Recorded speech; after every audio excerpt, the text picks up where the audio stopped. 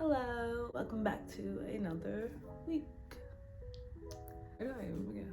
I met this girl my sophomore year of college. She was a year older than me. I didn't know exactly who she was or what she did. I just felt drawn to her for some reason, to her energy. I had seen her around campus and I had seen her in a couple of organizations that we were both in at the time. But I can be sometimes kind of awkward. I think of myself as a little nugget and I didn't really know how to approach her. It kind of just happened organically. Let's call her Ramona. We were friends for a little while. We would hang out, not a lot, usually with a group of people. And then one weekend, we were hanging out with a group of friends and we were just playing drinking games in the dorm, just being dumb college students. One of the dares were for me to kiss someone. I was already a little drunk by this point. It's funny because there was a girl that I actually did want to kiss or just have sexual relations with, some sexual healing. I don't know why I didn't choose her in the moment. I guess it was fate, you know what I mean? So I decide to choose Ramona. I'm like, get your ass over here. I had no idea that she liked me or, thought I was attractive. I had no idea. She says carpe diem, she seizes the moment, and she freaking kisses the fuck out of my face. We make out very hard, very hot. Very college-esque dorm, very porny. There's actually a video of it. And that kind of started our whole kind of love affair. At this point, I'm not really thinking much of it. It's the first semester of my sophomore year, and I was talking to someone already, and I let her know that, but I wasn't really thinking about this being serious. We started hanging out more, just getting to know each other. My favorite thing about our friendship / relationship was that I felt like we could talk about a lot of things that I couldn't have conversations with other people about, and that was really nice. We just understood each other on a different level than I had ever experienced. Second semester rolls around, we're hanging out, we're having fun, nothing's too serious yet. It's a week before spring break and Ramona decides to ask me to be her girlfriend.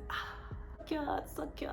Of course, I said yes, I will take the honor of doing so. And it went downhill after that. Before I get into all of the nonsense and the craziness, I will say the sweetest thing that happened during the relationship was she organized some of my favorite snacks and put them on the bed that wasn't in use and wrote little notes on all of them and just things that she liked about me, or these are why she loves me, that's why she put these things, It was super cute. I cried, but she did it because at that time I was feeling really sad and really depressed, and she did it to cheer me up, and it was the sweetest thing. Maybe we're in a couple weeks to a month in the relationship, and all of a sudden I wake up one morning and she tells me that she went through my phone. And I'm kind of like, okay, that's weird. Why would you do that? Then she starts telling me how she had trust issues with her ex-girlfriend. They both went to this college together and her ex-girlfriend played her really hard. She would call Ramona, tell her to come. Ramona would drive 4 hours to come stay with her. Ramona would pay for her groceries, pay for different kinds of things because she was in college and she really wanted to help her. And then she decided to fuck around on Ramona. So Ramona had really, really deep trust issues, which was understandable. However, I did nothing to her. But I excused the first time because I said, okay, she's just paranoid. She's explained to me these trust issues. She's just trying to work through it. This is all she really knows right now. So maybe we can move past it. That's what I was thinking at the time. But she did it multiple times without really any reason during the short span of our relationship. I'm a very loyal person. If I'm with you, then you're the only one that I'm with. I'm not the type to fuck around on people. So it became really frustrating that she just kept thinking these things of me. She's telling me she loves me or she's falling in love with me. It's probably like 2 months into it. Saying how she wants to marry me. She's saying all of these things to me, feeding my head with just lovey-dovey bullshit. A part of me is eating it up, and the other part of me is just like, wait a little bit, let's see what happens. This is the second/third month going into our relationship. It's graduation week for the seniors. We have some senior friends, so we're staying there for the week, and we both lived in Maryland at the time, so she was agreeing to drive me home. We're at one of my friend's house. We're doing edibles. Edibles were good. The edibles were good. But she starts having this kind of like anxiety attack, just really starts getting into her head. She asks me if we could go back to her dorm because she just needs to relax. So I say, okay, and we just go. Get back to the dorm, and she tells me that she was having a sign from God that she should not be in a relationship with another woman. I hear this, but I'm really, really high. Like, I'm really smacked. So it's not really processing in my brain like it should. I don't even know what I was thinking. We ended up fooling around that night. We had sex because I was just high, and I was like, what are you talking about? Anyways. And she went along with it. It's not like I forced her or anything. The next day, it was graduation day, and I was a wreck. I woke up and I started realizing what was happening, what was going on, and that she broke up with me. And I went to go smoke with one of my friends. I was just crying the whole entire graduation. I was bawling my freaking eyes out. I had sunglasses on because I was high, but it worked out because I was just a wreck. I was freaking miserable. Graduation ended, and she is trying to console me, and she's like, it's okay, da da da. And I'm like, is it really? She really broke my heart. That's how it felt in the moment. It felt like my heart just shattered into a million pieces. One day she's telling me she loves me, she wants to marry me. I'm visualizing in my head what that would be like. How am I gonna do this? I'll cut off my family. I don't care. You know, if I really love you and I say that I want to be with you, then it doesn't matter. The next day she tells me this information, and I just don't know how to handle it. I'm like, I really saw my future with you, and then now it's just, there's nothing. Later on, I realized, and we had a conversation, that it wasn't the fact that she saw the sign from God. It was her being scared to be in a relationship with me during the summertime while she was at home. She had a girlfriend before, and her parents found out, and her mom is a pastor and kicked her out of the house. So it was traumatizing for her. She just got reintroduced back into the house, and she just didn't want to have to go through that again. Which, I don't know how I would have felt if she would have just told me that originally. I think maybe I would have been more understanding, because that is kind of a scary reality. But shaping it as getting this holy message sent to you while you're high, it was detrimental to the relationship. I just couldn't really be into that space again. But sad to say that I did stay for a really long time. We weren't in a relationship per se. We talked, we fooled around, all that dumb stuff. It went on for a year probably. After she graduated, I kind of just let it go. I think I was being mostly selfish during that year and just clinging on to this idea of what I wanted, and also just wanting attention and comfort, which was not always provided by her, but is what I was used to. And to be honest, at the college I went to, there were not a lot of options, male or female. It wasn't my strongest point. Junior year was freaking crazy for me, mainly because of her and all the drama associated with that relationship. When I returned to campus, she was telling people that I was her girlfriend still. We would be fighting all of the time. And saying all these things, I don't want you to think that I was always perfect in a relationship. I definitely wasn't. There was definitely low points for me. There were definitely times where I could have been better and handled situations better and expressed myself better. But I honestly think the relationship was just so bad for the both of us. It just brought out the worst in us. Specifically me. It brought out the worst in me. She graduates, all that good stuff. We are still not dating, but we were kind of in this awkward talking phase. I was talking to some other people, but it really wasn't anything serious. She was talking to other people, but she just didn't let me know about it. I was thinking, because of the way she was talking to me and all these things she was saying, I was thinking, okay, maybe we could give it another shot. And she tells me that she doesn't want my emotions. She says that she's good. She just wants, I guess, I don't know, sex or the fun parts. I have no idea. We agrees to be friends. We leave school. We're back home in Maryland. She is taking me to this photo shoot thing because she also wants to shoot pictures. I'm gonna model and network with different photographers. She's just in this weird kind of bitchy mood the whole entire day. I'm not gonna lie. The night before was my other friend's birthday, and we had went out, and I met this girl and she really liked me. And you know, we didn't do anything serious, but she did leave some marks on my neck. I covered it up with the best I could with makeup. I don't have a strong foundation. I really just use BB cream or tinted moisturizer. Halfway during the photo shoot, she like touches my neck and she tries to like move the makeup, and I'm like, what the fuck are you doing? Get your hands off of me. She gets pissed once she realized that it's a hickey and you know, essentially what that means. And she's just being dramatic. She fucking crushes this water bottle in her hand, throws it on the ground. I'm like, no, don't let her. She just storms off. So I go about my business. I continue on with the photo shoots, but I was thinking that is my ride. Like, please do not leave me stranded here with people I do not know, especially men. I do the photo shoot, it goes well, everything goes well. Also, she pops up out of nowhere and she just, like, are you ready to go? And it was convenient at the time, but it was just so weird. We had this kind of long discussion. I was asking her, why are you mad if you had already slept with someone before this?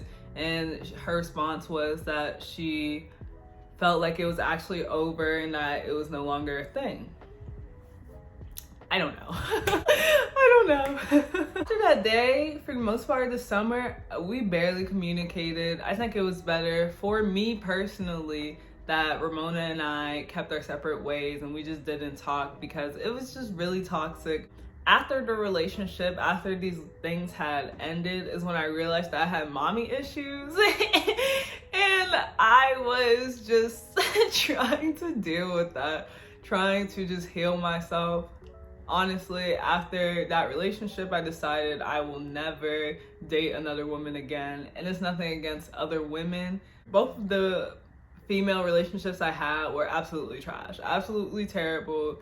0 out of 10 stars. I would never do it again, never recommend. I just stopped talking to her completely. She messages me a couple times or DM me on Instagram, say how much she missed me, how much she wished she could talk to me still, and all these other things. And honestly, I just didn't care. She always said to me when we would have fights, I don't want to be your friend. But here she was coming saying, can we just be friends? Da, da, da. I'm like, you don't want to be my friend. You made that very clear multiple times. So then it's 2020, the pandemic hits, and I'm back at home. I'm feeling kind of lonely, as I'm sure everyone experienced during the beginning of the pandemic. She messages me out of the blue and starts saying whatever she was saying. And I was just bored and lonely and I wanted someone to talk to. And like I said before, the kind of connection that we had was very unique. And I just never experienced something like that before. So I thought, okay, you know, I kind of do miss this. It's going okay, you know, it's not anything serious. It is a little weird. She does some kind of sus things, but I'm thinking we're just friends, it doesn't really matter. She was picking me up that day to hang out. So her and her brother come and drive to my house.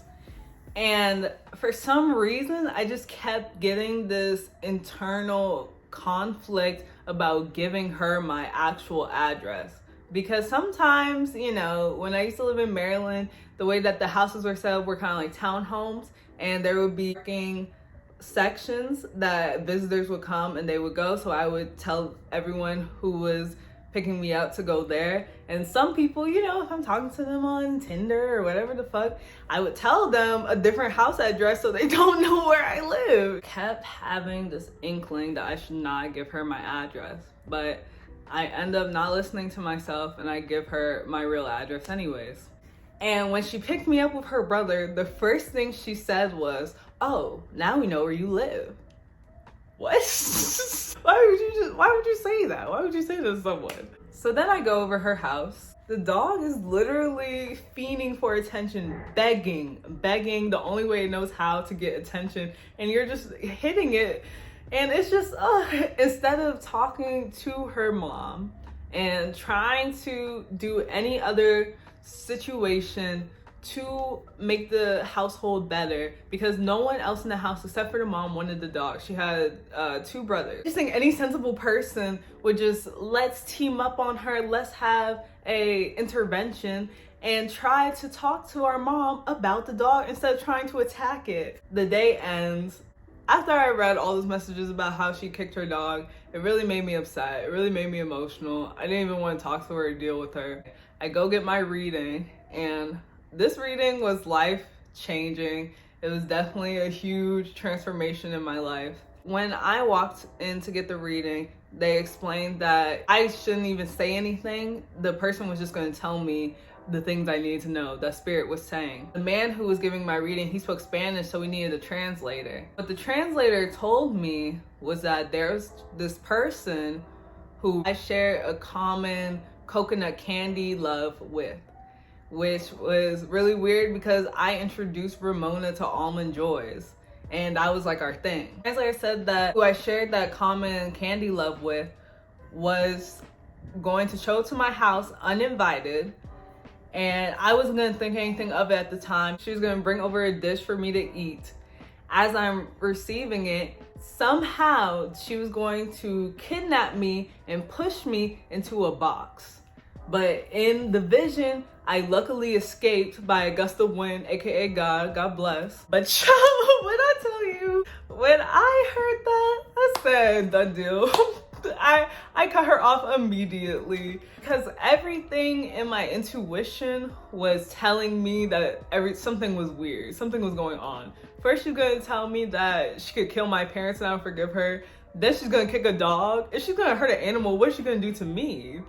And she thinks I'm gonna forgive her anyway, so I said, no, I'm okay. I get in the car, I literally tried to Target, make myself feel better. I was gonna wait to text her and say, you know, we couldn't talk anymore. But I said, no, I gotta do this now. So as soon as I parked, I texted her and I don't even know what I said. I wrote her a little paragraph like, I'm okay. That's what I said, I'm okay. I don't really want to be friends anymore. I think I told her because it freaked me out about the dog, which was completely true. It really did, but I didn't tell her about the reading. If she's watching this now, oh well, you know now. So now I'm kind of on my pursuit for a man, but also just letting him come to me because y'all already know how men are. I don't have to explain it. So that's my story and I'm sticking to it. The moral of the story is to trust your gut. No matter what, trust your instincts because you never know what it could be saving you from or the blessings it could be guiding you to. My name is Janet. Thank you so much for watching. This is the finale to the Storytime series for season 1. I hope you enjoyed. If you're sad about it, go ahead and rewatch the whole series. I have a playlist, follow along. They kind of intertwine, you just didn't even realize it. I have an EP out called Snowfall, and I think you would love it. I think you would really enjoy it. It's on my YouTube channel, but I also have Spotify, SoundCloud, and Apple Music, so you can find me a lot of places. I love you. Thank you so much for watching, and I will see you next week. Bye.